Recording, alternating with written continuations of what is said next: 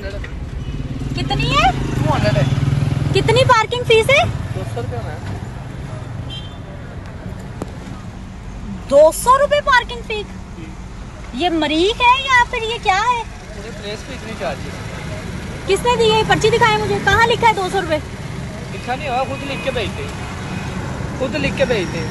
आप लिखते हैं? ये खुद लिखा हुआ है। दे मुझे। ये तो लाहौर पार्किंग कंपनी है, इसकी तो 30 रुपए फीस है। कितने भी लगाएंगे ये पर्ची मिलेगी, पार्किंग चार्जेस यही है। ओह माय गॉड, ये लाहौर पार्किंग कंपनी की पर्ची है। कोई ऑफिसर है लाहौर पार्किंग कंपनी का? ये मैं फूड स्ट्रीट के बाहर खड़ी हूँ और ये 200 रुपए मांग रहे हैं। 200 रुपए।